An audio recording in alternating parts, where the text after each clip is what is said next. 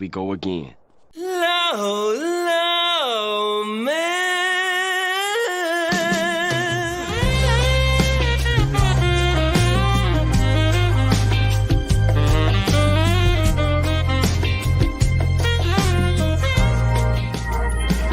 Low, low, man.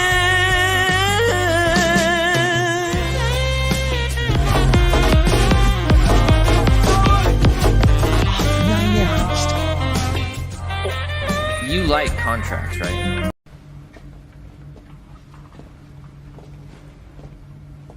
A few moments later.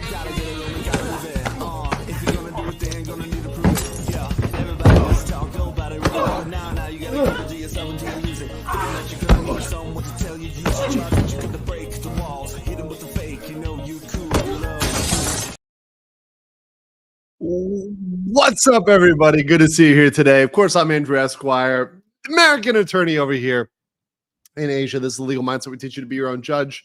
Hope you guys are doing well. We've got one banger for you today. Oh boy, and people are going to be absolutely salty about it. Oh man, it's going to be great. A lot of people were wrong. I hate to say it. A lot of people were wrong. I covered this earlier. My Gina Carano versus LawTube, you know, a lot of LawTube was wrong, was dead wrong here. A lot of people too high on their own supply to give good takes on this case. But your boy Legal Mindset, spot on here. Laser focused, laser eyes. We're going to talk about the Gina Carano case and how she got a huge W today. We're going to go through it. We're going to read through it because the logic is important. The logic is important. The reasoning is important. So we're going to go through that today. Good to see everybody here today. Appreciate all you. Angry Canadian, 20 get membership. Thank you so much, brother. Appreciate you. Thank you. Saludados to you. And Brandon, the anime guy's new member. Appreciate you, brother. Thank you, Brandon. You're a good friend and a mod. So thank you so much. JL says, the Diztards, Iger looking at you. Yeah, I'm not afraid of Iger. I'm not afraid of Iger. Kid Loco said, you early, the world will be ending now. No. Well, technically, I had to push it back because I was on with Expert Armchair, so I had to push it back 15 minutes.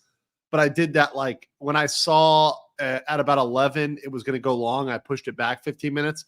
But then I finished. I ate a little bit. I just finished my pasta over here. And I'm like, all right, I'm done eating. We can go now.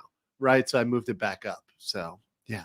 You know, sometimes I like to give back. But yeah.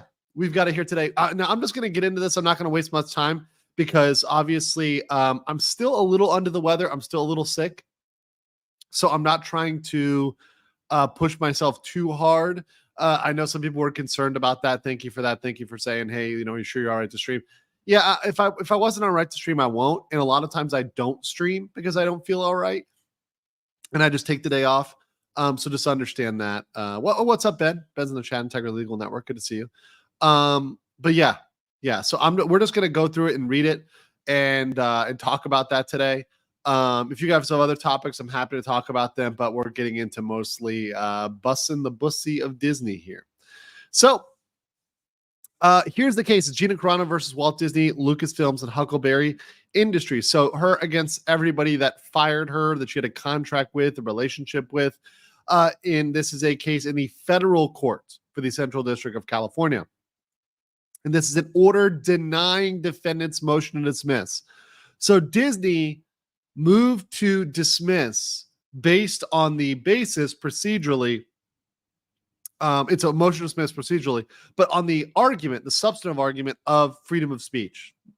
So Disney, like always, tried to come out and say, my free speech. Remember that with the Florida case? Remember how in Florida that didn't work out so well for them? These are the same fucking lawyers that keep telling Disney to just argue my free speech every single time and it's going to work. It hasn't. You should stop that tactic. It's a bad tactic. It's not working for you. Right? And I called that.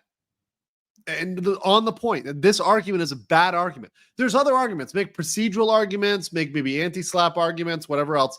But this one is not great. And once again, my government, oh, they're trying to come for me. It's not a great argument. That applies in many contexts, whether it's a cocaine charge or defending against a motion to dismiss. Now, Disney and its co-defendants motion to dismiss. They filed a motion to dismiss for failure to state a claim. Okay, so procedurally, this is the first motion here. Now, the court denies this motion. We're going to go into why, but let me tell you why this is so important. Okay, right off rip. We now will go into discovery. So now we get discovery. Now we get the emails. Now we get the text. Now Disney's going to fight it. They're going to fight it tooth and nail. They're going to cry. They're going to say it's confidential. They're going to say work product. They're going to say all these sorts of things. They're going to fight it. But oh boy, they're going to eventually take it. Because once again, when you've got parties that have money, when it's Elon's lawyers, it's not some random Joe. It's not some like one lawyer shot. No, these are like Elon's team of lawyers here. It is not going to be good. Real lawyers, practicing lawyers. So what's the factual background?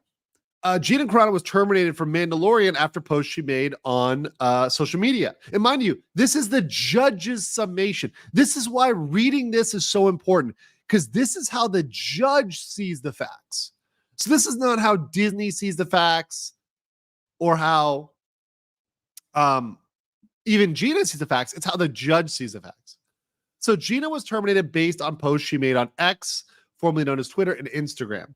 Defendant chose plaintiff, excuse me, to play the character of Cara Dune in the Star Wars series, and her employment became effective on September 18, 2018.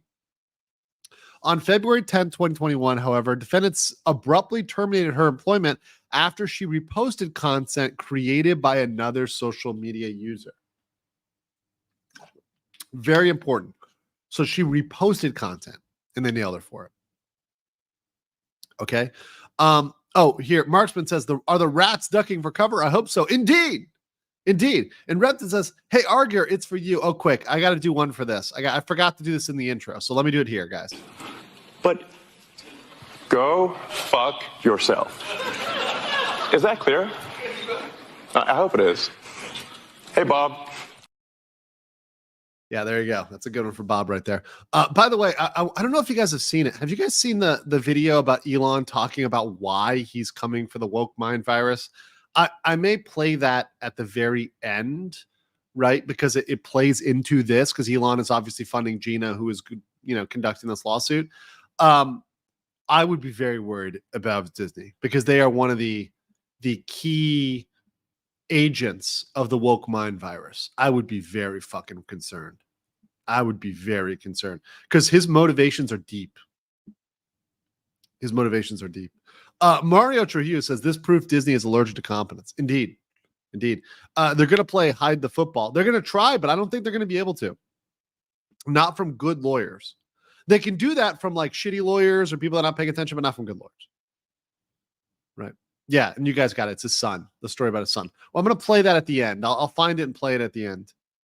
But let's get through the lawsuit first.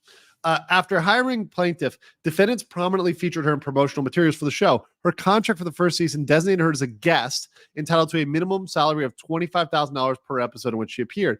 Given the popularity of it, plaintiff's agent sought an increase for the second season, but defendant refused, offering her a one-time bonus of $5,000 in the same 25. That's cheap as fuck. $5,000? Like, that's it? Like, oh, you did a really good job. Here's $5,000. Like, I mean, for how big the show is and how much they're paying for other shit, it's actually not enough. That's actually kind of nothing. During the summer of 2020, plaintiff began receiving frequent messages on social media to support various causes, adopt various ideologies, and hold herself in a certain way. In particular, social media users urged plaintiff to publicly support Black Lives Matter. Guys, BLM in the chat. for the only BLM that matters. That is the base legal mindset, right? And by the way, let us not forget that BLM and BLM authorities have been found guilty of multiple crimes, of engaging in fraud, right? All sorts of proclivities following the emergence and the initial push, right? But base legal mindset, perfectly legit, perfectly legal. Zero legal issues with the base legal mindset. Thank you. Thank you. The bowel movement. Yes. Yes. We do like bowel movements as well. Very healthy. You got to keep it healthy. You know, make sure you're eating your fiber. All right. Oh, Kid Loco said, I just got back to my old Nutaku account. It's time to use video now. Will Disney buy by themselves a two-way ticket to the final destination? Indeed. Okay. So she was supposed to support BLM, including endorsing certain slogans associated with the movement and to indicate her preferred pronouns in her social media account. Guys, compelled speech. They were trying to compel her to use pronouns, right? When she did not use pronouns, members of the public accused her of being racist and leveled epithets at her, including one who called her a transphobic bitch. Although one of her castmates supported her on social media, defendants did not intervene. So the company did not do shit. They didn't defend her at all. Plaintiff criticized certain COVID-19 policies requiring businesses and churches to remain closed while allowing public protests. This was clearly illegal, by the way. This is clearly illegal, what they did during COVID. And the fact that we allowed that, the fact that anybody justified that is sick. It's disgusting. And I called this out when it happened. This is actually when I started my channel. I called this out. This is sick and fucking disgusting that they closed churches. But they said, oh, no. COVID will spread. They said this. They literally said this. They said COVID will spread in a church, but it won't spread at a protest. This was real. They really said this. I'm not kidding, guys. Never forget that they tried to tell you this. Never forget that they tried to lie to you on this level. It's yeah, and yeah, you're right. It's not sick, it's serious, it's beyond, but it is also sick. I mean, tyranny is also sickening, yes, but it is tyranny. This and it's insanity. It defies, it enrages me because it defies every core of what is logical. So that aside, so once again, very justifiable to criticize that. Very justifiable of Gina Carano to criticize that, despite what everybody said. Plaintiff alleges she was attacked for these views, and defendant made known their disapproval of plaintiff's position. 1 week later, September 12th, frustrated by social media users' continual comments and critiques regarding her choice not to include her personal pronouns in her Twitter bio, plaintiff put boop, bop, beep in her profile, right? Referencing sounds a droid would make, okay? So she made droid noises, but that triggered a lot of people. I'll tell you that. That's not in here, but I'm telling you it triggered people. She deleted this material after a short time after originally posting it and shared that she had spoken with her castmate Pedro Pascal, but why other individuals listed their pronouns in their bios, right?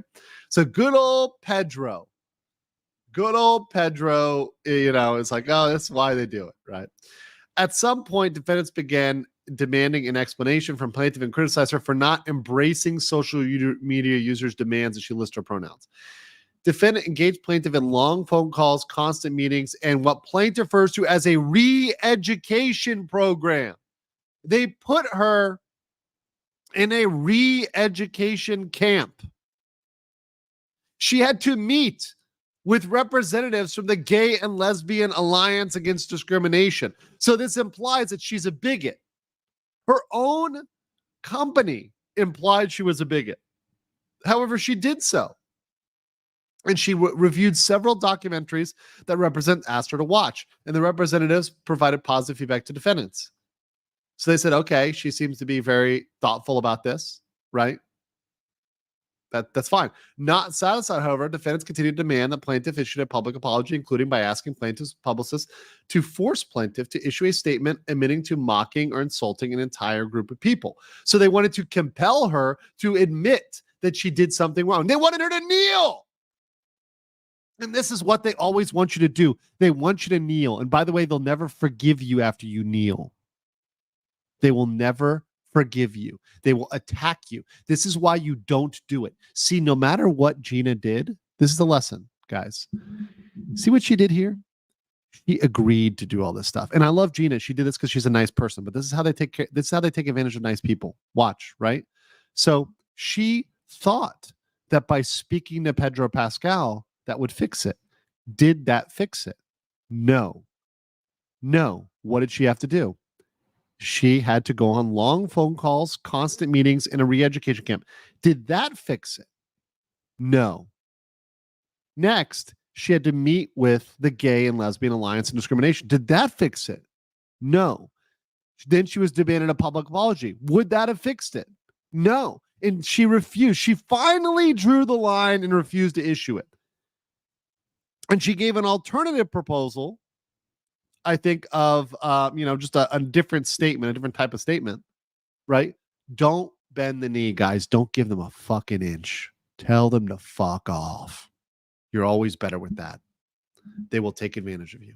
Yes, Tyrone, you're exactly right. You can't be nice with these people, with these types of people. They do not deserve it. People that are trying to compel your behavior, the Bolsheviks out there, you cannot give them an inch. The second you admit, they're going to take advantage of you. You cannot do it.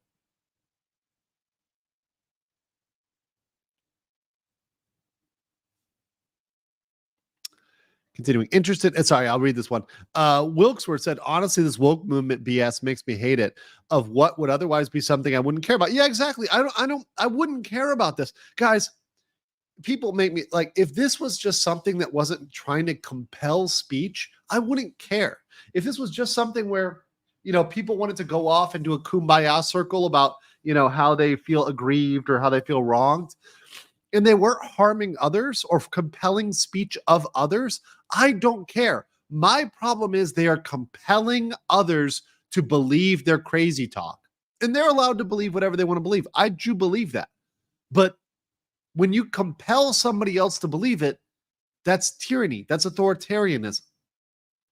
In all sorts of men, whether it's communist, whatever form, right, left, whatever, it's tyranny, it's authoritarianism. And it's something I stand strongly against because it's against our Constitution. And it's certainly against the intentions of our founding fathers. Our founding fathers would have put a musket ball right where it counts over this sort of shit. I'm just saying, guys, we would have had a Lexington and Concord over this type of compelled speech. This is some shit. Interesting in showing her good faith, plaintiff sought to donate to a GoFundMe page purportedly created to support the transgender community. So she was going to donate. She was going to donate in good faith to the trans community. Upon visiting the website, however, she read that the page that had been created by a Lucasfilm employee and described her as a bigoted actress. So she was going to donate to them until she read it and found out the page was created by a Disney employee who called her a bigot. When plaintiff brought the website to Lucasfilm's attention, Lucasfilm denied any of its employees had created it. They had, though. Shortly after, the page was altered to describe plaintiff as ignorant. And its organizer was changed to no longer identify as a Lucasfilm employee. To plaintiff's knowledge, no Lucasfilm employee was ever disciplined. They were not. I guarantee you they were not. And we're going to get, by the way, this is the emails we're going to get. See, now we're going to get the emails where they were probably congratulating her. Imagine this, guys. Imagine we get emails where they congratulate the employee for attacking her, or they support it, or they condone it. That is even worse, right? That is a huge windfall for Gina Carano. She wins big on that one. You might get punitive damages on that one, right? They're fucked if they have emails on this, and I guarantee they do. By the way, text messages. Disney is screwed. Defendants informed plaintiffs' publicists that they would require plaintiffs to participate in a video conference with Lucasfilm president Kathleen Kennedy and 45 defendants' employees who identified as part of the LGBT community. Once again, a struggle session. So they wanted to struggle session her, right? So Kathleen Kennedy and this were going to litmus test her. Although several of these employees had contributed the above-mentioned GoFundMe account, defendant encouraged plaintiffs' publicists to describe them as a friendly group. Okay? Plaintiff alleges that in defendant's view, she had to grow and learn. So they were not willing to accept her as she was. As she was flawed. She needed to grow. Until defendants knew where her mindset was regarding pronouns. So they needed to change her mindset. Defendants would not allow her to speak to media and would not include her in promotional periods. So they were punishing her. She declined the proposed meeting, but agreed to take a smaller group meeting of 5 to 6 employees to dinner for a face-to-face discussion. A counter offer, which she didn't agree. And the reason for that is because this 45-1 is not a discussion. It's you being fucking lectured, right? This is you being pilloried. This 5 or 6, you can have a real discussion, right? But this 46, because Kathleen Kennedy's on the 46-1, this is fucked. And your mind changes the way you perceive those things. A small group is like more like familial, right? But this large group, that's a gang up, right? That's a lynch mob. That's a modern day lynch mob. Just over a political opinion. Plaintiff suggested she might need legal assistance. Defendant insisted media undergo. So when she asked for a lawyer, they said, oh, no, you need media training. You don't need a lawyer. You need media training. Look at this. So she faced backlash of her statements regarding the 2020 election process. As an example, when she said we need to clean up the elective process and calling for laws to protect us against voter fraud and voter ID, they complained, saying her political views do not match what is expected from their stars. They expect her to toe the line of the Democratic Party. They said that. They said this. This is a quote, guys, of Disney.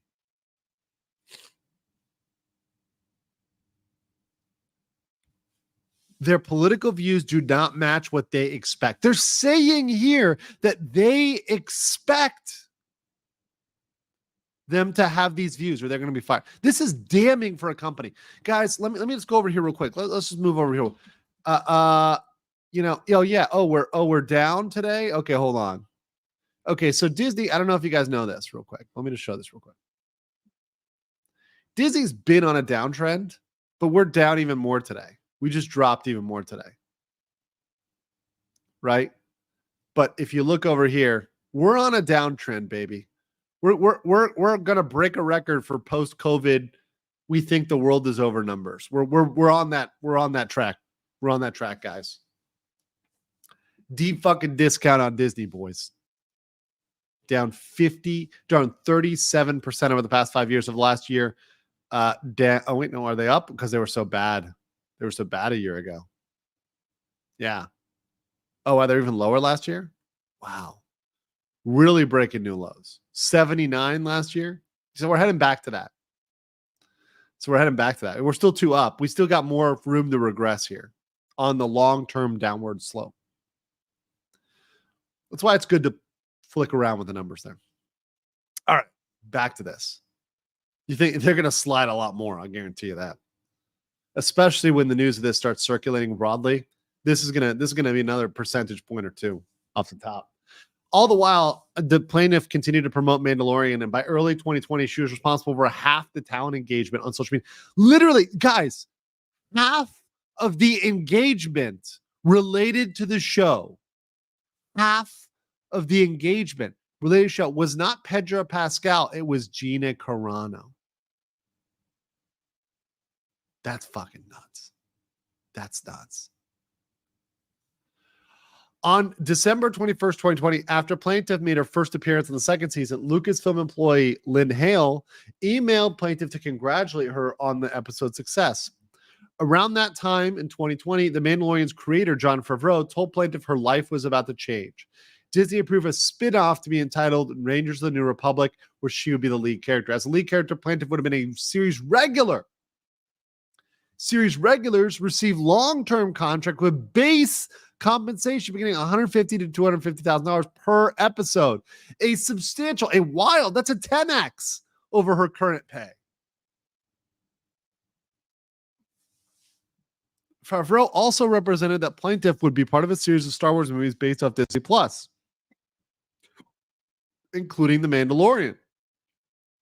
In 2020, Kennedy confirmed the production of Rangers of the New Republic spinoff at the Disney Investor Day.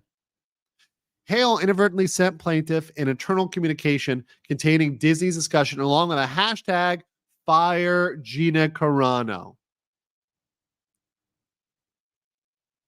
So they were already they started talking about that on January 2021 internally.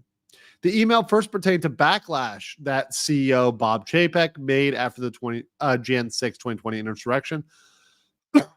I don't like the use of this word. It's now been kind of debunked, but okay. I don't like that word.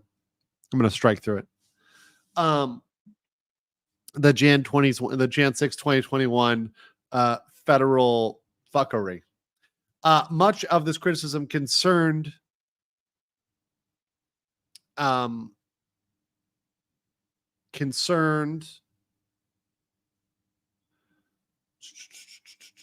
on one second. Concerned Disney's business with China, but certain members of the public also called on Disney to fire Plaintiff. Yeah, because Disney had a lot of business with China, a lot.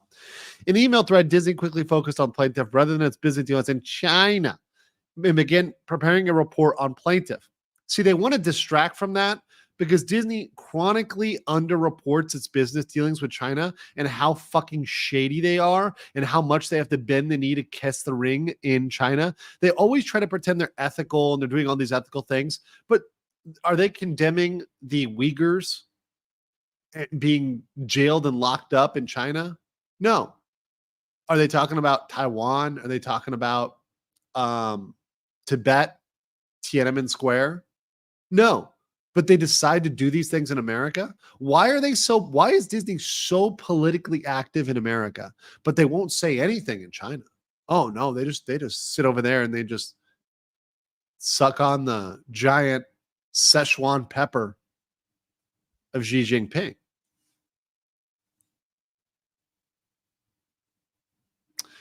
Plaintiff alleges that Chapek intended to use Carano to deflect attention from his failed leadership as Disney CEO. On January 12th, Plaintiff posted an interview in which she discussed the controversy concerning her social media activity. And she says that around that time, the official Star Wars Twitter account issued a statement of support for another employee who faced criticism for certain statements she made regarding racism. So publicly, the Star Wars Twitter is supporting other people, but it's not supporting Gina. Plaintiff shared on social media that questioned the difference between those who hated someone for their political views and citizens in Nazi Germany who hated their neighbors simply for being Jews. As relevant to this action, castmate Carl Weathers had previously shared similar messages on social media. Although Plaintiff alleges his posts were interpreted to attack Republicans and were accordingly acceptable. So because Carl Weathers was attacking Republicans, it was acceptable to Disney. Disney's okay if you attack Republicans. You can post stuff calling people Nazis. Same thing. Pedro Pascal also posted the same sort of things on there comparing Donald Trump to a Nazi, and they did not fire him for that. So saying his supporters are Nazis. Because that was okay under their political view. Pascal also posted Disney-owned Muppet character with a pride flag and messages to Black Trans Lives Matters and defund the police. So Pedro Pascal is posting very wild stuff, including stuff with supporting, some questionable organizations. Defendants Disney did not comment on any of these, nor did they discipline Pascal, require him to review documentaries or attend meetings with contrary points of view, pressure him to apologize, or refer to him on social media as abhorrent. Similarly, Star Wars actor Mark Hamill, good old Mark, who's running his fucking mouth. Mark Hamill, who can't shut up with the bad takes on X, has been running his mouth, calling Republicans and Trump Nazis without objection, because that's okay. You can do that. In fact, Mark Hamill, made a guest appearance during the final episode of the second season. Luke came back. Right? The problem is that people are saying it's a political company. You can't be a political company when it comes to hiring and firing. At least not in California. In response to plaintiff's post, however, defendants terminated plaintiff that day.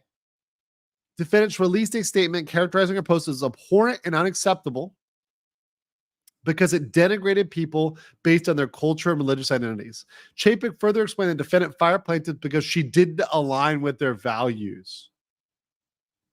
So saying they don't value free speech. They canceled Rangers of the New Republic. They also, after termination, she was stalked, causing her to fear for her personal safety. Oh, also, as a final point of contention, plaintiff additionally highlights defendant's decision to rehire James Gunn 1 year after terminating him for social media posts about rape and child molestation. James Gunn was allowed to talk about literal, disgusting, vile activities, and that's okay. That's all right. Totally cool. Totally cool. Before we go on here, real quick, Monster Lord says woke people can claim they're open-minded, but they actually aren't. And this shows it perfectly. Yeah, it does. The Carano story is such a good story because it just lines up perfectly with this narrative that has gone on in many sectors. Hypnotic and Rapture said struggle sessions are used by real cults too. Yes, they are. Yes, they are.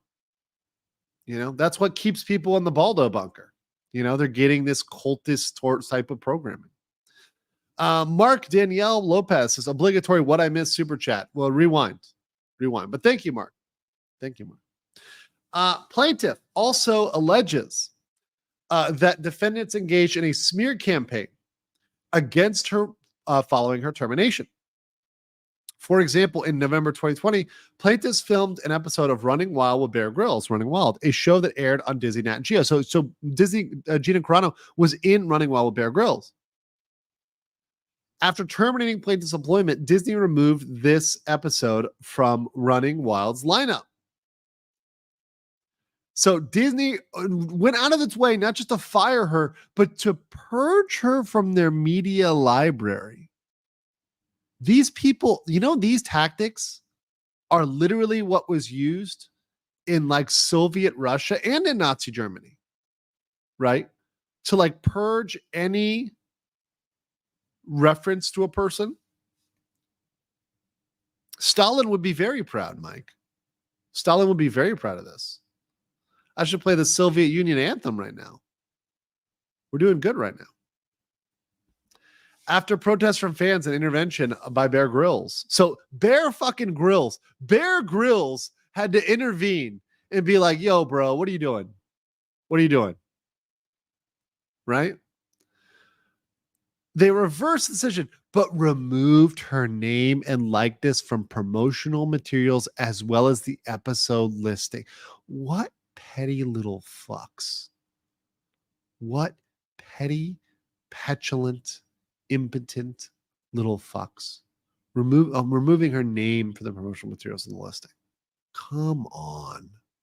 Based Grills, though. Based Grills. Following her termination and defendant's statement, plaintiff's agent and an entertainment attorney both dropped her as a client without explanation. Wow. You know why? Disney probably put pressure on them. I want to get this fucking attorney's deposition. Let's depose this fucking agent and an entertainment attorney, because these fucking worm attorneys, and we see this, by the way, you guys see this, there's attorneys that have no ethics, right? This fucking slimeball lawyer, this fucking Saul Goodman over here, needs to be, actually Saul Goodman's is actually better than this person would be, right? Needs to be put out there. As an attorney, you have a duty. As an agent, you should have a duty as well to your client. But you know what? This agent was afraid of being blackballed by Disney because they're not working for you. They're working for their corporate master, because they're nothing but a bunch of maggots and slaves. They're disgusting little worms. Plaintiff also immediately stopped receiving invitations to read for new movies, attend high-profile events, and promote her work. Plaintiff filed suit in this court on February 6, 2024, asserting claims for wrongful discharge under California Labor Code 1101 and California Labor Code 98.6, as well as a sex discrimination claim under California Government Code 12940. On April 9, 2024, defendants moved to dismiss on the grounds that plaintiff's claims are barred by defendants' First Amendment rights. Plaintiff timely opposed, and defendants timely replied in support of their motion. So everything was procedurally kind of set here. The legal standard is you need to have a short, plain statement of the claim under Rule 8A2 that showing the pleader is entitled to relief. So all you need is a statement of claim. You don't need to prove anything. So this is a motion to dismiss. So understand, people, for Disney to win here, they would have to show there's no claim, that the claim doesn't exist. That's what a motion to dismiss under Rule 12b6, the Federal Rules of Procedure, does. You have to have a lack of a cognizable legal theory or a failure to allege sufficient facts to support a cognizable legal theory. The fact that any lawyers went out here and said this was going to fail this shows they didn't read the complaint or they had an agenda. And some lawyers had an agenda just to piss me off, because some lawyers that were doing this and reviewing this were solely saying, oh, this isn't going to work, because they wanted to trigger me, right? Because they knew that I had an opinion on this, which was right. And they wanted to try to piss me off and bait me into a drama with them over it, right? That's what they wanted to do. I didn't take that bait, right? I just was saying, hey, let's wait for the facts. Because as always, I'm a very patient man. And ultimately, I will be proven right by the facts. I can just wait. I can sit and wait. All the drama baiters, all the people, the clout, the grifters, all those other people, they need immediate validation. The way to beat them is just wait for the objective reality, because I'm always going to win when that comes to that, because I'm the objective one here, right? They're the fucking deranged clout-chasing loonies that are having these opinions because they have a particular agenda to sell you, or they've got a little brand, or they've got to be the leader, the God Emperor, the Pope, right? And their little fragile ego cannot take it to be wrong. I've been wrong. I can say I'm wrong. It doesn't hurt me to say I'm wrong. But a lot of other people, particularly lawyers, get very, very hurt by that. Very, very hurt by that. Masrova Palma with the 50 Legal Mindset memberships. Gosh dang it. Thank you. Oh, we got to play the clip. It's just so good. Not a sin. I cannot absolve you. Mega based. Thank you so much, Masrova Palma. Thank you, Masrova. M's in the chat for Masrova Palma. Thank you, guys. Sorry, and guys, look, I know it's a little bit of a victory lap here. But I got to take it because I got a lot of flack for this. But I said, look, all this is a motion to dismiss, guys. And all these lawyers were acting like she had to win the whole case. I'm like, I'm not saying she's win the case. All I'm saying is she's going to beat the motion to dismiss. That's all I ever said. No, you're wrong. Okay, we'll see who's right. I'm right. I've already won. I've won. This is it. Because our goal here is to get to discovery. Our goal is not to win. Discovery is going to show us so much about the insides of Disney, and it's going to absolutely be a fatal blow to them. A lethal blow. Adam Rice says they know. They were all Triniz do. The smell.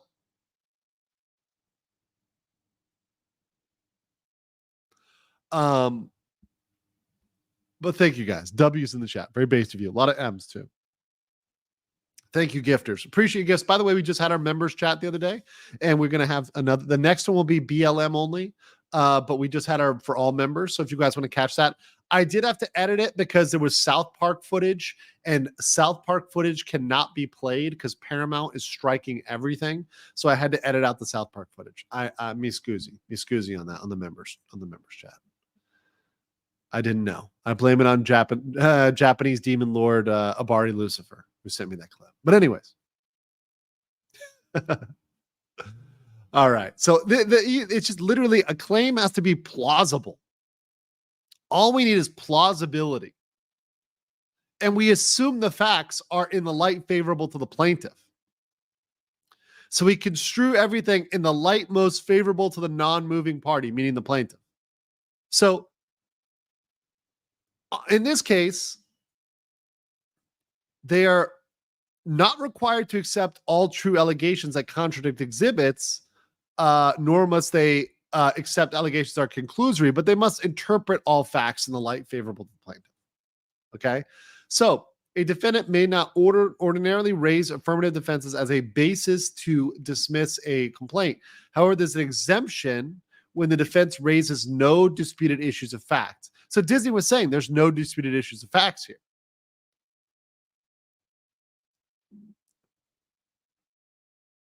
So here's the discussion. Here's the analysis. Oh, and real quick here, Sebastian Mueller says, you just keep winning, don't you? Yes, I do. God, I would love to watch the trial if it's public. And my God, I can't imagine it being a shit show for Disney if it actually comes to trial. If this goes to trial, I'm going to make $1 million. We will. It'll be great. I will love this. I will stream this every single day. I'll be doing interviews. I'll be doing coverage. It'll be great. I'll have guests on. I'll have my boys from G&G on. It'll be a great time. We'll have a fucking fantastic time. I will stream this trial. End to end. I'll stream the motions. I'll stream everything with this one. It'd be great. We'll have in-court reporters. It'll be fantastic. All right. Let's see here. With the 199. Shout out to the 199. Smash the like button if you're here with the 199. Appreciate you guys. Smash the like button on the video, by the way. We got 1,000 people watching right now. Nice little group. Nice, cozy, little intimate group of 1,000 of us.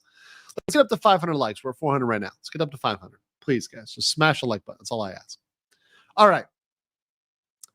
So California law. Okay, so some lawyers kept talking about this in like federal law terms, but the problem is there's California law, and the California law is more specific than federal law. So what California law says is that employees are protected for their political activity. So employers may not adopt, enforce any rule, regulation, or policy forbidding them from engaging in politics or trying to control, direct, or tend to control or direct the political activities or affiliations of her employees. So on its face, they're trying to control her beliefs. They're trying to control her politics. California law provides no employer shall coerce or influence or attempt to coerce or influence through means by threat or discharge or loss of employment of any particular line of political action, political activity. And in California, they thought this was just going to be used against evil Republican corporations because all Republicans are evil, right? So, and they're all the ones that own corporations, right? That's what they believe in California. But little do they know that in the modern day and age, actually it's flipped the other way. I wouldn't be surprised if this California law gets repealed at some point. By the way, I wouldn't be surprised this California law gets repealed because California doesn't want it used against woke corporations. I actually think they're going to repeal this at some point because they're going to be worried about they're going to be like, oh, wait, we control the corporations now. This was passed when we thought we didn't, but we do now. So because we are now the corporate party. Excuse me there. I'll blow my nose. A little off here. They may try to repeal this. I'm being honest with you guys. Once again, I try to be honest with you guys. probably after Gina, they will appeal. If Gina wins, I think they'll repeal. I mean, California wants to get rid of civil rights. You guys know that?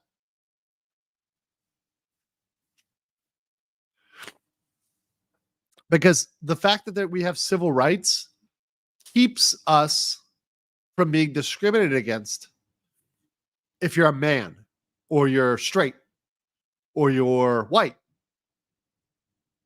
But they want to get rid of these laws because they want equity. They want the laws that allow them to discriminate, like Canada, where they recently changed the Canadian charter to be able to actively discriminate in the name of affirmative action. As long as they call it that, they can do it. Anyways, separately, the labor code says you cannot discharge any employee. Well, that's what they did. They discharged an employee. They fired somebody because they were engaged in political activity, in the conduct that was described in the chapter, political activity. And if they do that, they get reinstatement and reimbursement for lost wages and work benefits. So all of that money that they would have gotten, they get that $250,000 per episode. Oh, buddy, she gets it. Also, their Fair Housing Act says you cannot discriminate on basis of sex. And because the men were treated different than the women, you have a sex claim here. So here, defendants assume without conceding the complaint adequately claims for wrongful discharge motivated by a political activity for unlawful sex discrimination. However, they assert they're barred by the First Amendment. So their argument is that they actually assume that she does state a claim. So the thing is, Disney's whole approach is that they didn't even fight the fact that she didn't have a claim. They went with, but the First Amendment, but my First Amendment. But my First Amendment. They don't, this is what I said here, they don't contest the facial constitutionality of the California Labor Code. They should have. If they wanted to do a good defense, if these attorneys knew what the fuck they were doing, they would have at least tried to do that. Because challenging the constitutionality would have been a better argument than the argument they brought to court. Going, my First Amendment is weaker than trying to get rid of the law. But the reason they don't want to get rid of the law is because Disney is homies with Gavin Newsom. And if they were to get rid of a California law, that would be egg on little Gavin's face. So because they didn't want to anger their overlord, just like they don't want to anger Xi, they're too busy sucking off socialist dictators, whether it's in the CCP or the CCC. That would be California. They don't care. They don't care. They're willing to bend the knee, and they're willing to give up arguments they don't want to make, legal arguments they don't want to make. So in these circumstances, defendants argue imposition of liability for wrongful discharge and sex discrimination would unconscionably burden their right to their own free speech from association with their high-profile controversial speech.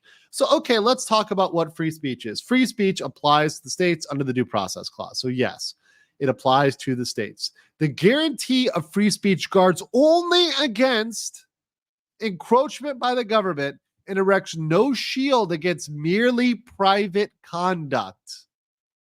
The First Amendment protects not only political and ideological speech, but speech occurring in entertainment as well. Furthermore, various forms of media that are published and sold for profit does not prevent them from being expression.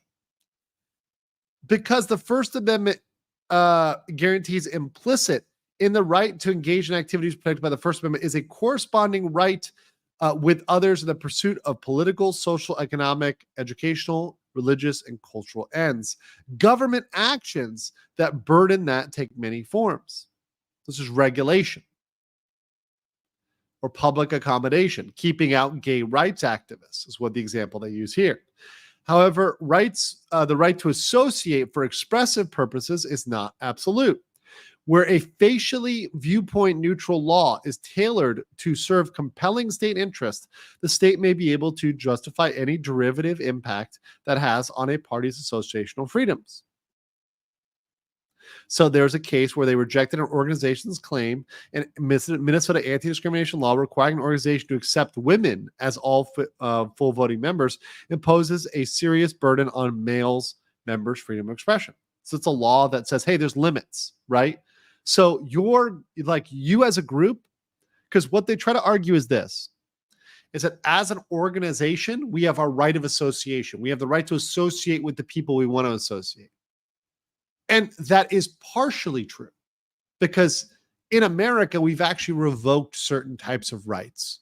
So I know this may sound bad, and it is bad, but for example, we've lost the ability to segregate groups by gender. So if there wants to be a women's only group or men's only group, it's very hard to do that. It's very difficult to do that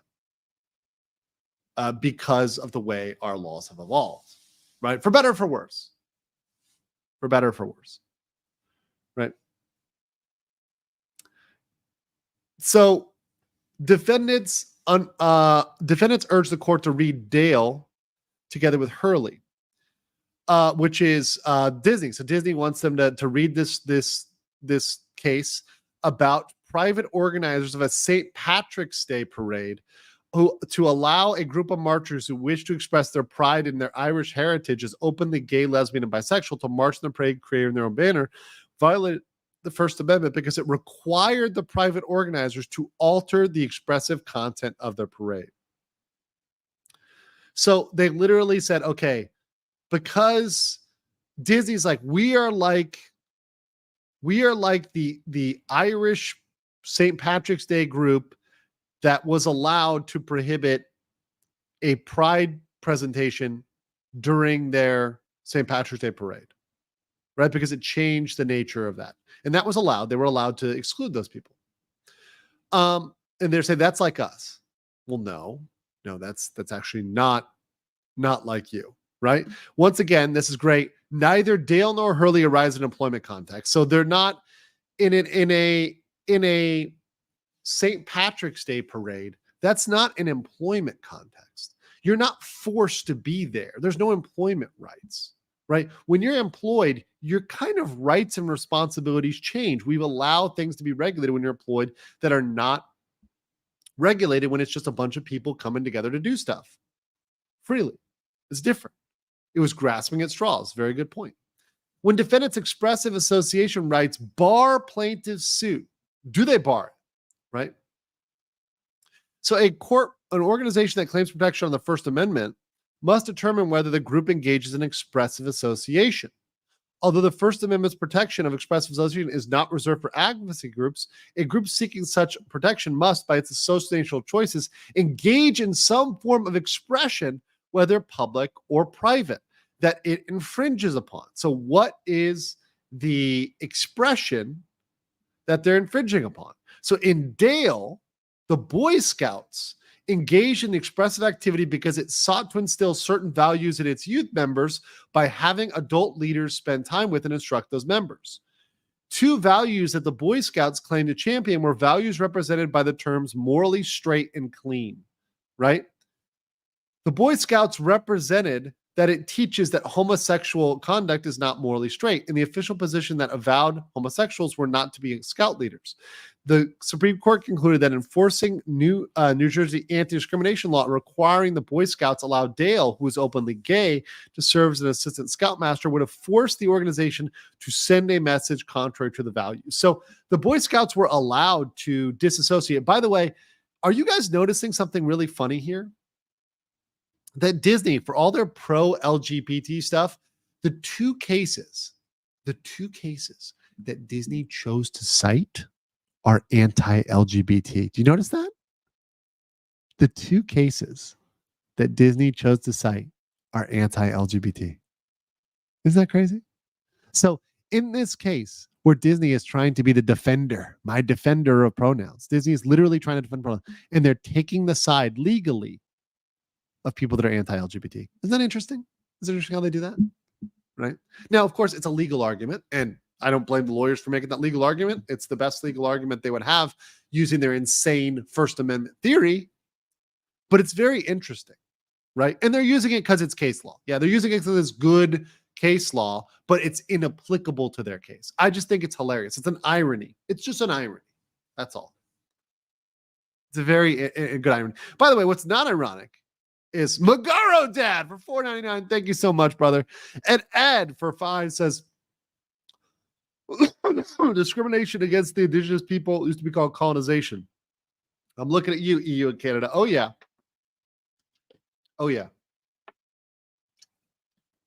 Also, Crimson Splat says, can they raise a counter now? Nope, too late. Too late. They've already failed to state that. So it's too late. I mean, they could try at trial, but I don't think it's going to be very effective. So let's just scroll down here. Here, although defendants indisputably engage in expressive activity, including promoting and disseminating the Mandalorian, they have failed to establish they engage in expressive association. So people are not, Gina Carano is not affiliating with them out of expressive association. She's their employee. She's not joining Disney because she's politically aligned with Disney or morally aligned with Disney. She's joining Disney because she's their worker. That's a different context. Further, at this stage in litigation, the court cannot conclude, as defendants urge, that plaintiffs' continued employment would inhibit or intrude upon their right to expressive association. As an initial matter, unlike the Boy Scouts or the JCs, defendants are not a members-only nonprofit organization. They're not. They're for-profit. They're one of the bloodiest, most ruthless profit corporations out there. Instead, they're a for-profit corporation who employ actors, such as plaintiff, as well as administrative staff. This is relevant. Super relevant. I didn't even think about this one initially, but this is a great point. Speakers do not shed their First Amendment protections by employing corporate form, but to substantiate a claim that they employ public-facing actors for the purpose of promoting the values of respect, decency, integrity, and inclusion is not something there's any evidence for. Accordingly, defendants' invocation of the supposedly detrimental effects of their mere presence as one of defendants' employees lacks constitutional import. So there's no importance. Their argument is bunk, right? And this is a theoretical one here. Finally, it's unclear at this stage of litigation whether defendants could establish that the enforcement of California's anti-discrimination law imposes burdens beyond those necessary to accomplish the state's legitimate purposes. So meaning there's no real burden on them. They're not forced to disassociate with anybody because of Gina Carano. So there's no sort of public interest in protecting the right of them to fire Gina Carano. That's not something that's utterly important for the public. Therefore, the court denies the motion that their expressive association bars plaintiff claims. Now, next, where their right to control their speech bars plaintiff's suit. So they're saying that they have speaker's autonomy, right? So defendants argue that their claims are barred because the entities engaged in the expressive communication may choose to exclude their own communications with other speakers. And defendant believe would impair their ability to convey their own preferred message. So saying that by Gina Carano tweeting, that's going to impair their own message. So people are going to think that Gina Carano's message is their message. I don't think anybody is confusing that. I don't think anybody is thinking that Gina Carano's tweets are official tweets from Disney. I think it's preposterous. I think it's absolutely preposterous. Specifically, defendants contend that if allowed to proceed, plaintiffs' lawsuit would unconstitutionally interfere with their control over the Mandalorian. What the fuck? They're saying they're going to lose.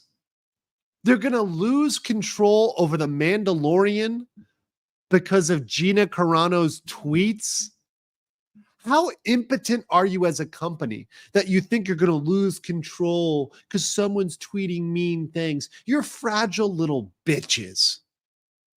If that's where you think you're at, you're going to lose control over your team. That's their argument. Disney argued that. Disney, to a judge with a straight face, said, if we allow this, we are losing control over the Mandalorian. She is controlling it. We're not. How does that make, Neil said it in the chat. How does that make sense? It doesn't. And that's what the judge says here. It doesn't make sense. It just isn't. It doesn't make any sense. Also, what's up, Tom? I see you, brother in the chat. What's up, Midnight's Edge? Good to see you. Good to see you, brother. We know how impotent Disney is at this age. Yes, they're very impotent. They need all the financial and script Viagra they can get. Oh, it's been a fun night indeed, Tom. Fun night indeed. I'm glad to be up here late with only 1,100 people. Just a small group, little intimate group over here. Court agrees that plaintiff that defendants' conclusory assertions of impairment do not suffice to establish a First Amendment bar to plaintiff's claims, especially in light of the Ninth Circuit case law that dismissal is appropriate only when the plaintiff pleads itself out of court by admitting all the ingredients of an impenetrable defense. This is not an impenetrable defense. Guys, this is a defense with more holes than Swiss cheese. This is a defense that's been penetrated so many times that you would think it dropped the soap. As well established, right? Televised programs qualify for First Amendment protection, and nobody disputes that. However, defendants, Disney enjoys the right of control over casting decisions. Disney can decide who to cast.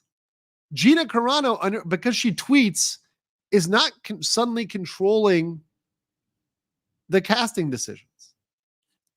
Gina Carano, because of her tweets, is not suddenly taking away who gets hired and who gets fired. In fact, if anything, the balance of the woke to the Gina Carano is like way off, right? There's far more people to drown that out. Mark Hamill, Mark, Pedro, they had Carl Weathers. And that's just the people named in the complaint.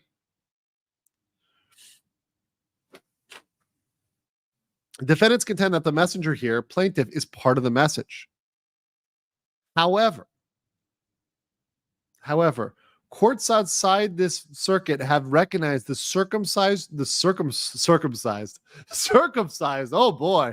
Oh boy, got that one wrong. Got that one real wrong. Okay, hold on. I got a little VTuber one for that. Disgusting. Yeah, that's one. So, courts outside this circuit have recognized a circumscribed. That means limited, people. That means limited, right? To make casting decisions free from anti-discrimination.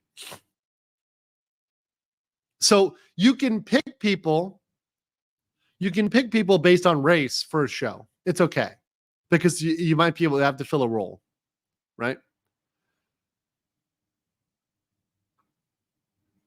That's recognized. Casting and the resulting work of entertainment as inseparable. So because the casting is not changed, the casting is not altered, that power, right? Reasoning that any First Amendment protections for the end product must apply to the casting process, right? So the First Amendment covers the casting process. Interpreting the plaintiff's complaint, and I'm skipping some of the case law here. The court concluded that Hadestown was making its casting decisions with an eye towards how racial composition of the musical's cast affect the story that Hadestown was telling on stage. And Hadestown was meant to be a story about it was involving a black woman hired as a member of a chorus in the Broadway production, right? Because they were sensitive about conveying a white savior story, so they decided to change the racial composition of the chorus, right? So when their casting decisions were challenged, the court dismissed it. Right? The court dismissed that. So extending defendants' First Amendment rights to plaintiffs' retaliation claims would impermissibly enable defendant Disney to terminate any employee who is engaged in a protected activity, such as complaining about working conditions, under the auspice of creative decisions. This is what Disney wants. This is it here, right here. This is it, guys. This is it. If Disney was to win this case, it would allow them to terminate any employee for any protected reason, including race, gender, whatever, because they say it's creative, right? That's what Disney wants. They want the power to do whatever the fuck they want because it's creative. No, Disney's been breaking the law. They've been in a separate suit. They've been openly discriminating against people they hire. It is time where the piper comes in and says, you are not getting to get away with it because you're magic, because you're special, because you're big, because of Walt, the person whose grave you desecrate every single day with your abhorrent, disgusting behavior.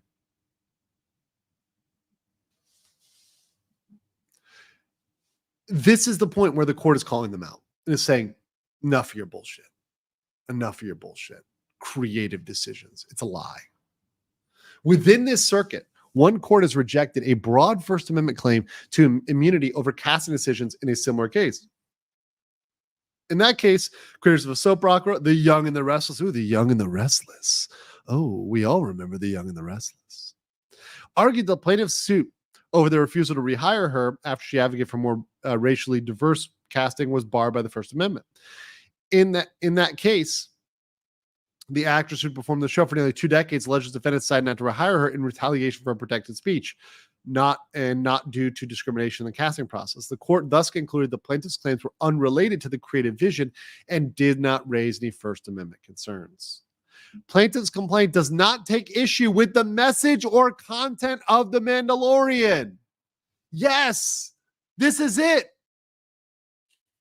She does not allege that Gina was fired because defendants wished to have fewer female roles or because they made an artistic choice to modify the cast to include liberal-only leaning actors.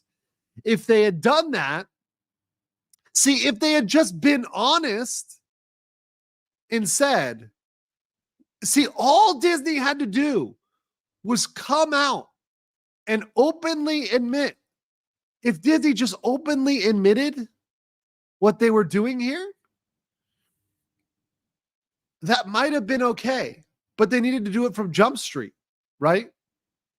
Not in reaction to her speech.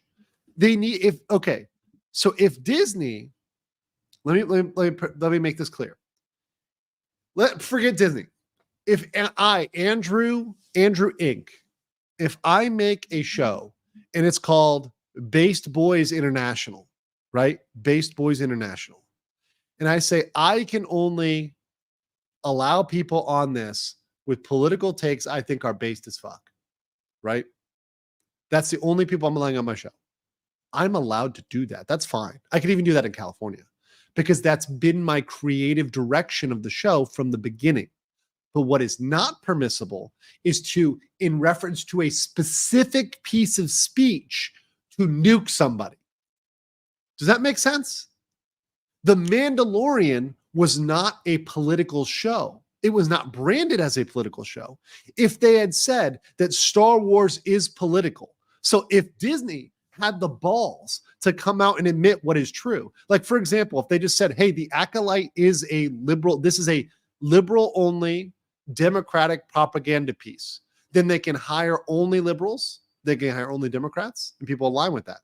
If they said it, but they won't say it. They won't admit it. If they just admitted it, if they're just honest and they just said what it is. See, this is what's so jarring about this. All they have to do is be honest. Just be honest. Just be honest. Just say what it is, because that's what's happening. Just tell it like it is. Say, no. This is a show that we are making only for these people. And say it clearly. as a corporation. Not, I know what people are saying. Oh, actors have said it. Individual, no, as a corporate, make a Disney statement. This is a Disney thing. This is for these people.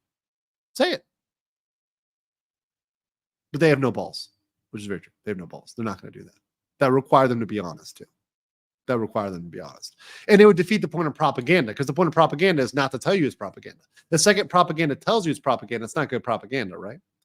King Luigi said, oh, LM, you spread your flu bug to me. Yes, I spread it internationally to you. Yes. My Roni Rhoda strain Zeta, whatever the fuck we're on right now. They prefer gaslighting. They prefer lying. And yes, Gina has more balls than they do. Yes, that's very true. That's very true. They can't say it from their chest. Instead, plaintiff contends defendants fired her in retaliation.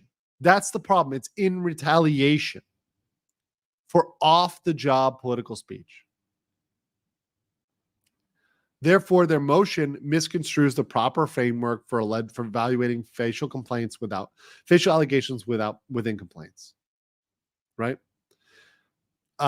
Indeed, the procedural posture of this case, as well as the distinguishable facts and issues, stand in stark contrast to the other cases defendants cite. Bro, blowing their cases out of the water. The judge is saying your cases ain't shit. And by the way, they say here too, defendants might, with a more developed factual record, be able to prevail in their First Amendment claim. But what this means is you have to go to trial. If you want to try to prove this, if Disney wants to win, they only have a chance at trial, but not before discovery. And the damage in this case is discovery, is the emails. It's not trial. It's the dirty laundry we're going to get to air here. We're going to expose their propaganda, and we're going to expose that Disney has been nothing but a propaganda machine under Bob Iger. We all know this, but I'm going to be honest with you guys. The mainstream doesn't know this. The mainstream doesn't know this. And this needs to be international news that Disney has been exposed as a political propaganda machine. And I'm going to be eating good when that happens. I'm going to be eating great. Where it's steaks on the menu tonight, boys. Steaks on the menu tonight. Redgrave concerned Boston Symphony Orchestra's decision to cancel a series of planned performances with Vanessa Redgrave after receiving calls from subscribers and community members protesting her support for the PLO, for the Palestinian Liberation Organization. At the conclusion of the jury trial, they awarded Ms. Redgrave $100,000. But on the BSO's motion for judgment notwithstanding a verdict, the district court held that Redgrave could not recover consequential damages due to First Amendment limitations. On appeal, the First Circuit discussed at length the grave concerns about the conflict of rights created by Ms. Redgrave's civil rights claim. However, they resolved the issue on state law grounds, concluding Massachusetts law did not give rise to a cause of action for refusing to perform an artistic work. However, given the differences between Redgrave and this lawsuit, including governing law, Redgrave is of little persuasive value. Once again, Disney lawyers cited a case that was completely fucking irrelevant. This is what they did in Florida, too. They did the same thing. Disney lawyers will cite cases that are way off point. Way off point. So they go through more off-point cases, like Hurley. And like here, in contrast, plaintiff's complaint alleges that defendants terminated her from The Mandalorian not to control the show's content, but as a form of retaliation. So once again, they're keying in on this is retaliation. This is not a form of setting the message of the show. It doesn't change the story of the Mandalorian, right? So let's go here. Finally, after the parties' hearings, defendants filed a notice of supplementary authority asserting their position is supported by the recent case Moody versus NetChoice. It's a very recent case in 2024, July of 2024. So super recent. So this is probably why the court took so long to do this, because they were trying to go over this Moody case. So some people were wondering, because we had an inkling that the judge was going to rule, but there was a new case. So this judge was probably carefully considering the new case law and saying, does this apply here? Does this case law apply here? So that's actually a good judge. This judge did a good job. I actually enjoy this. Plaintiff's lawsuit concerns a scripted television show, not a forum.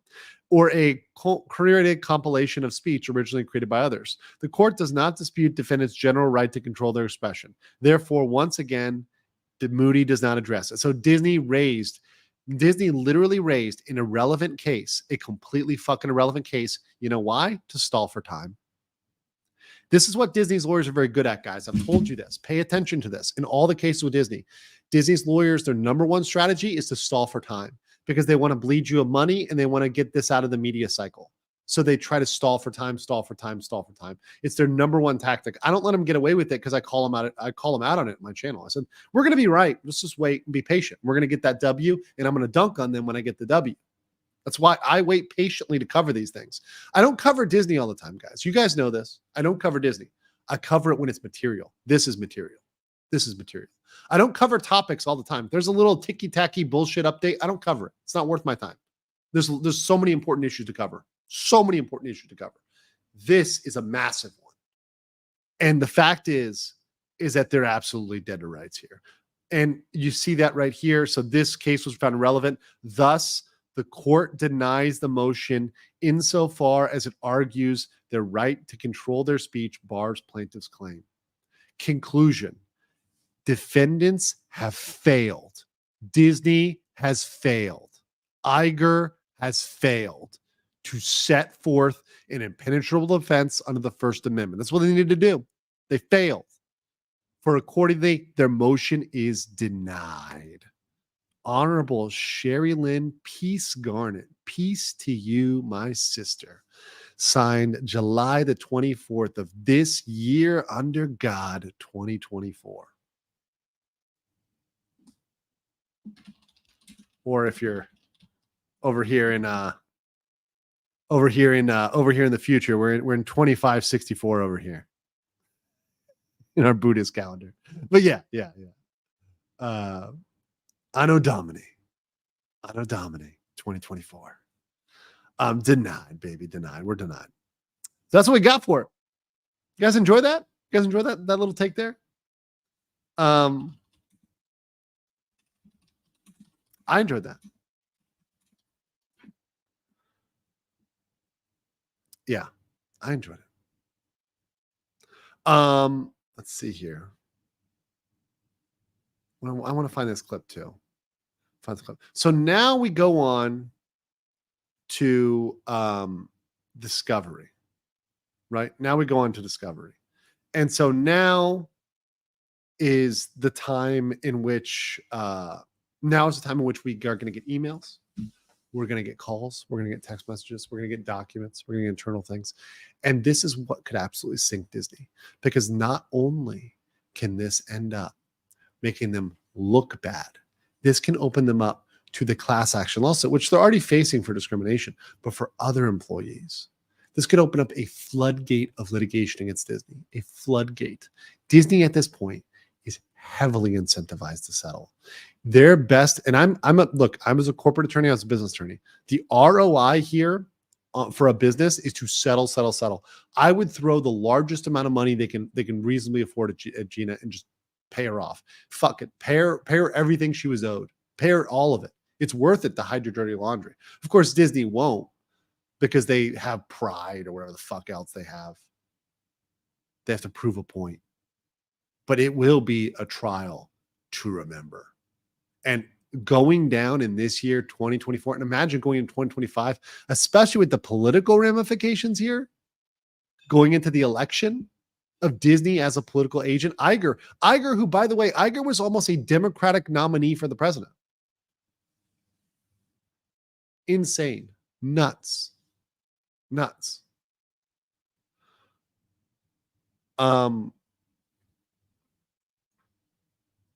Let me see here. I was trying to get this clip by Elon, but I want to get the short version. I found the long version. Let me see this. Let me see if I find the short version here. They got it here. I think these guys got the. Okay, let me find it. Okay, so this YouTube channel, I think, got it. I think this is the clip. I'm going to try to play this. Let me see if you guys heard this. So Elon Musk is funding this. So let me just play this one here by Elon. This is why I don't think Elon's going to settle, because Elon's the one paying for this. So let me just play this clip. I think this is the clip that we need to talk about. Happened to one of my older boys, where I was essentially tricked into signing documents for one of my older boys, Xavier. This is before I had really any understanding of what was going on, and we had COVID going on, and so there was a lot of confusion. I was told, Xavier might commit suicide if he. That was a lie right from the outset. Incredibly evil, and I agree with you that the people that have been promoting this should go to prison. That's so I was tricked into doing this, it wasn't explained to me that puberty blockers are actually just sterilization drugs.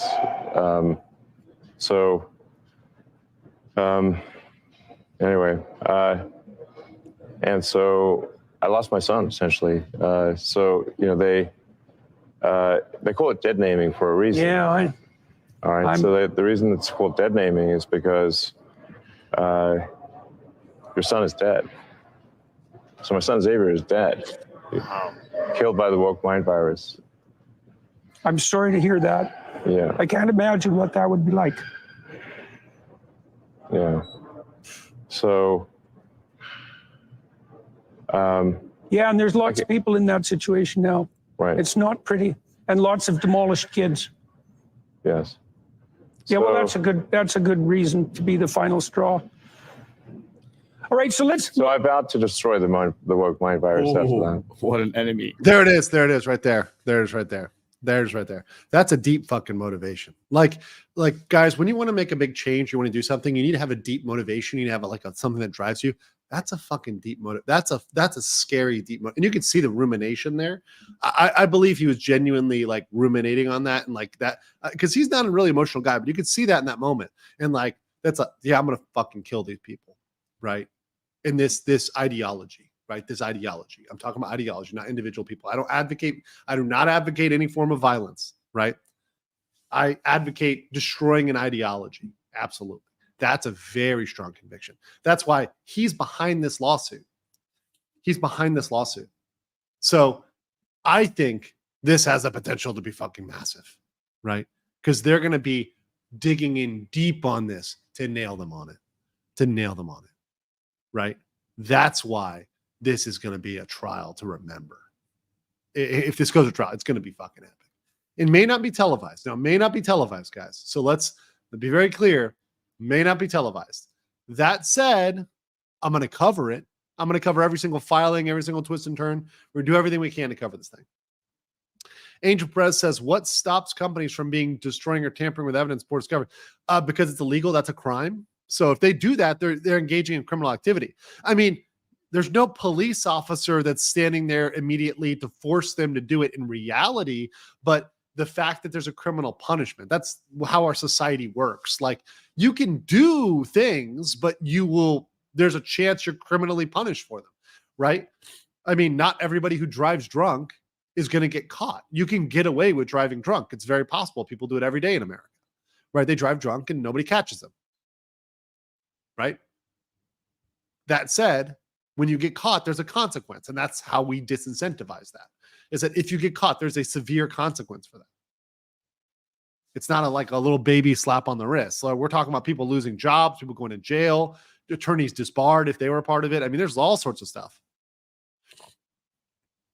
And yes, I see you talking about Clinton getting away with it. But once again, I'm just telling you that's the remedy we have. Mazrova Palma says pride in all sense of the word. Yeah.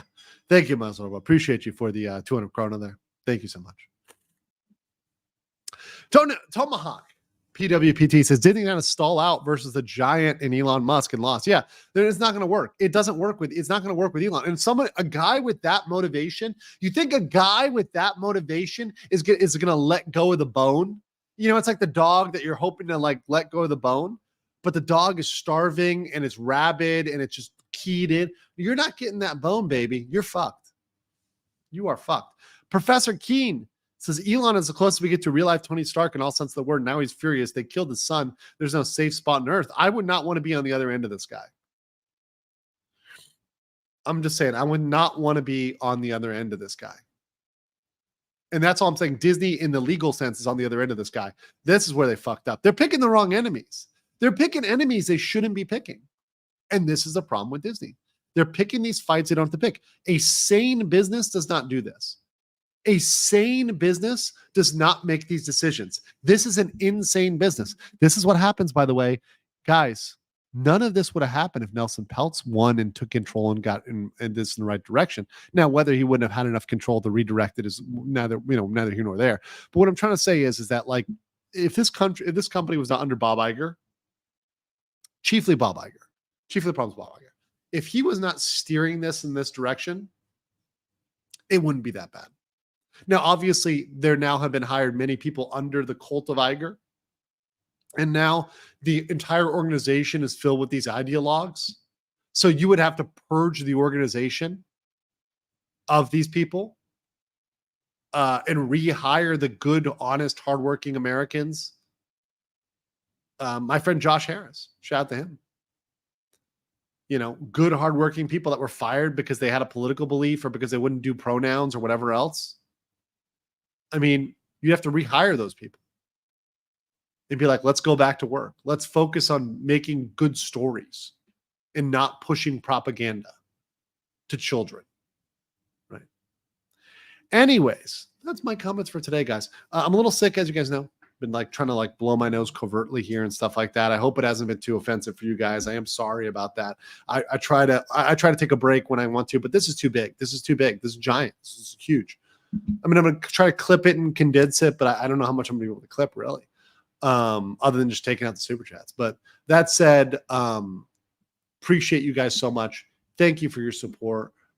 You guys, it's amazing. I'll be covering this bow to stern. I'll be back tomorrow. I may take a little break on Saturday. Maybe Saturday, maybe not Sunday. Or maybe I'll do like I'll stream on my Sunday evening, which is your Sunday morning. Might do that. But enjoy yourselves, guys. Stay safe. I hope you guys are all well. And never, ever, ever forget about the... Oh, shit. Here we go again. Low, low, man.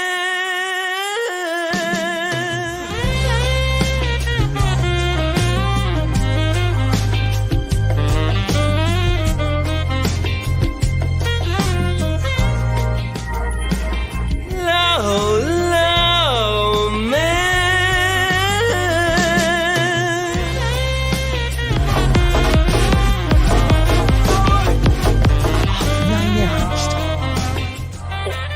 You like contracts, right? You're a contract guy. I read contracts instead of conventional pornography, yes.